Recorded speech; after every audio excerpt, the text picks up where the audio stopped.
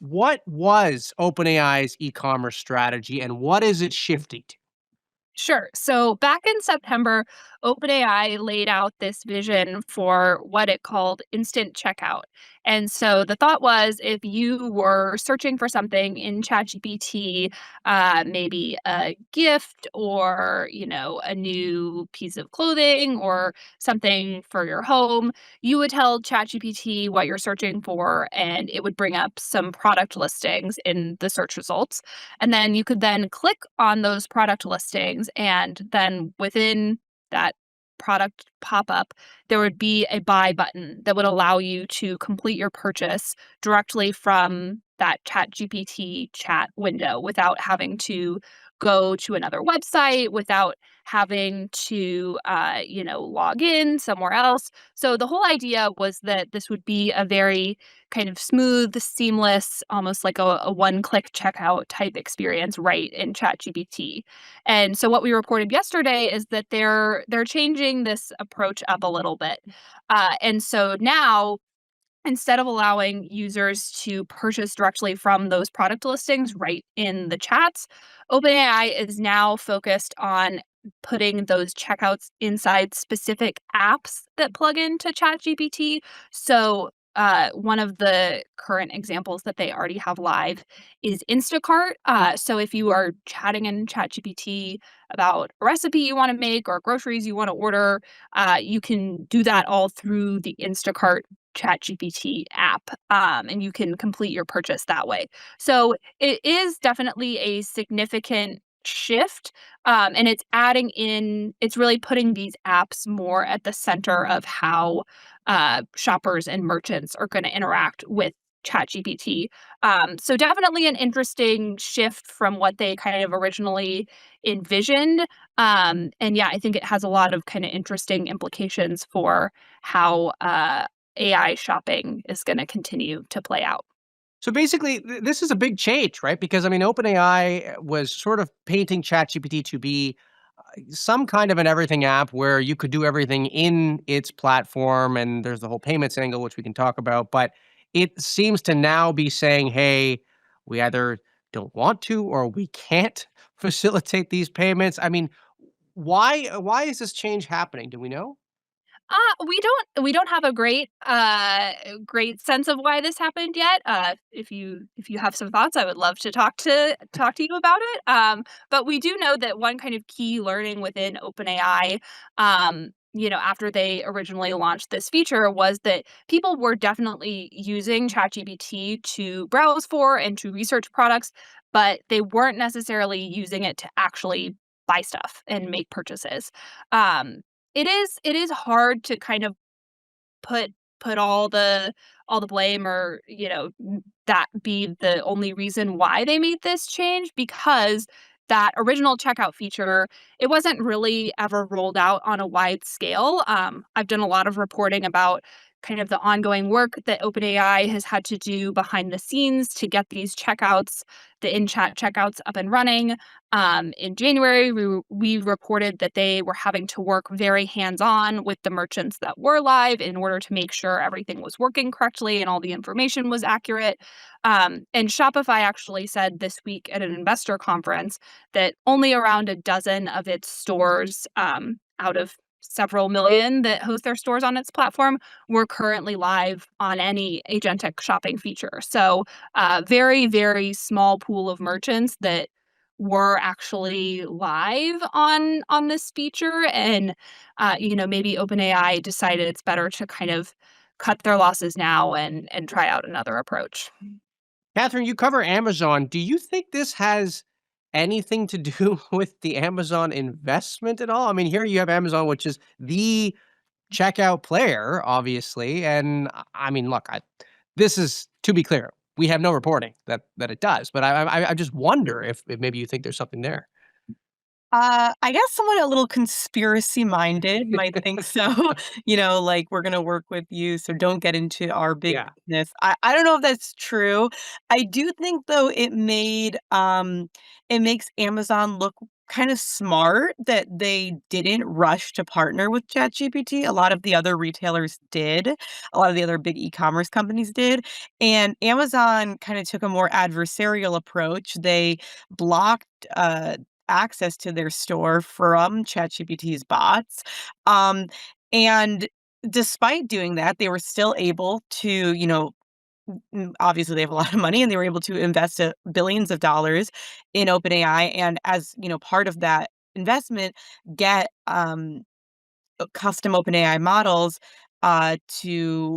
using custom AI models in some of their products, which, might include Rufus, their own shopping chatbot. So I feel like Amazon kind of comes on top because they didn't sort of like bet on a new feature that ChatGPT was not quite sure about how it would work. And they kind of got OpenAI into their ecosystem in a way. So Do you think it changes the advertising opportunity at all? I mean, I'm just thinking about if they're saying, and Catherine, you covered advertising, so I want to start with you here. If there's less happening in the platform itself, if you have to sort of leave the app to check out, I mean, is there less real estate to advertise against? What do you think? I think that it's sort of partially maybe affects more the relationship with the potential advertisers. Like, if you're also an e-commerce platform, and we didn't know exactly what the business model was going to be, but often they're taking a cut of the sale. So to ask to take a cut of the sale and then also ask to pay for ads to promote your product, that's a lot to ask of merchants, and maybe some of them aren't going to want to give you all that money up front. Very few big digital platforms have actually been able to successfully do this. Only really Amazon, and they really only became an Amazon advertising juggernaut after being a big commerce player for so long. Meta has tried to do checkout. Pinterest has tried to do checkout. Um, they had to pull back from those efforts. It's really hard to sort of do both and keep your clients happy. I mean, I guess TikTok has sort of been able to do both, but they're still not scaled in, Right. at the same But scale. I mean, thinking about Instagram. I mean, Instagram. I don't know how much of the checkout happens on Instagram No, it anymore. doesn't. It Right. doesn't. It Yeah. redirects you to the merchant's site.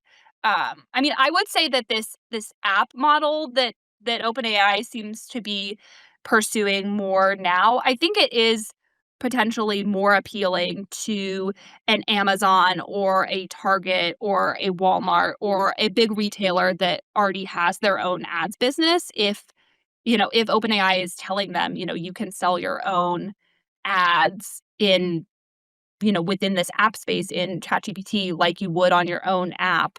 I think that's a more appealing pitch to these retailers than just give us your product data for free and we'll potentially Right, take right. I mean, they traffic they from get to your own merchant more. site. They get to own more of the experience, basically, in Right. some ways. Yeah, and I mean, the most valuable data in both advertising and commerce is like who bought what, and that is the most valuable data hands down. And I think merchants rather have more control of it than less, and that happens on the pages they own versus on someone else's site. Yeah. So, I want to talk, Catherine, about a story that you published yesterday, which was not on who the advertising side explicitly, on the e-commerce side rather, but it was on the advertising end of how they're going to sell these ads. And you reported that OpenAI has been talking to the trade desk, and we'll get in a minute to what this means for the trade desk. But what did you make of these talks? I mean, I think it is interesting because, ChatGPT is sort of or OpenAI is getting kind of positioned as like the next big tech company. But, some of the biggest rivals in advertising control their own advertising technology. So you can't buy, YouTube or Instagram or Amazon Prime Video on any other technology but the technology that those companies own. And OpenAI for now is relying on third-party advertising technology, which gives them a little bit less control of the price and the audience. um, on the flip side, it makes it much easier for them to scale quickly because, these advertising technology companies have existing relationships with big brands and also have a lot of the technical requirements that advertisers have come to expect about good targeting, good measurement, and automated system. So it kind of shows that I think they're prioritizing speed and growing revenue in the advertising business before, controlling the whole process. But was this something that they thought that they could initially build in-house? I mean, is the plan eventually to build in-house? Because I am thinking, same as checkout here. I mean, the initial pitch was that the checkout would happen in the app. Is this something where they have said, "Hey, it's taking us too long, it's too hard," or is it a slightly different story here? There are I think that there is, ideas to build some of this in-house. I don't know if it's not quite the same as shopping because they didn't, like, make a big public launch where they're like, "We're gonna build our own ad tech, like, everyone, come through." Right. I think, we have some reporting that that's something they've been talking about, and I think, I compared them to, like, Facebook, but, even Facebook when they first started, like, worked with outside ad tech, and then eventually they said, like, "We don't need that." But, it's not crazy for a new tech company starting in advertising to rely on outside technology. And what does this mean to the trade desk? I mean, shares, it seems like all you need to do is announce anything or have something leak that you've been talking to OpenAI and the stock market just, jumps. But what does the current state of the trade desk business look like, and what could this mean for them? Yeah, the Trade Desk hasn't had their best year. I mean, they're still a pretty big company, but they just, their revenue growth had slowed. They blamed that on some softness in the auto and CPG market, some of those clients being affected by tariffs, inflation, et cetera. But I think the other big overhang for the Trade Desk has been that Amazon has been growing in advertising technology. And they got a couple big wins with like new media partnerships. And I think that, people are starting to think, okay, is the Trade Desk like, stature as sort of this tech company that's been able to stay independent from the big tech companies and be a big advertising technology player? Is that over? Is Amazon going to eat their lunch? And I think having a partnership with like the media company of the moment, OpenAI, it looks good for them. Makes it kind of helps, offset that narrative. And last question for you. I mean, there's a theme here that OpenAI is looking to outside parties more and more to sort of help it get its keep its revenue apace, and we certainly have seen that Anthropic is catching up. The one question I have for you is from the user experience side of all this. I mean, the idea that everything is not under one hood, and there are these ad tech companies in the background that certainly run these ads. But I mean, I just wonder what your assessment is of like how good a user experience this is actually going to be, and if people will actually use it. Because again, I just keep going back to Right. Instagram. Right. I mean, I think it's OpenAI is at an interesting kind of juncture on the commerce efforts in particular. I mean, I think going back to kind of where we started, one of the key learnings from this was people are definitely using ChatGPT to browse, to research, to figure out what they should buy, but they're not actually making purchases within ChatGPT either because they don't want to. It feels, more legit or secure for them to buy it from the merchant's website, or they don't even know that that's possible. And so I think with this apps push, what OpenAI will really have to make it clear to users that, if you want to look at recipes, you should, be using the Instacart app. You should be checking out Target or Walmart. And so I think there just will be more work to do still to educate users about everything that you can do with ChatGPT. And I think this is something that our colleagues have reported on a lot is in that push to get people using ChatGPT truly as like this daily driver assistant, there just is a lot more work to do in terms of education to tell people, more about all the things that Right. ChatGPT can do. So I think that will really determine how successful the shopping push is. But then the flip side of that is, does it feel oversaturated and feel like they're constantly trying to get you to buy something at every turn? So I think that's a tricky balance they'll have to strike for sure.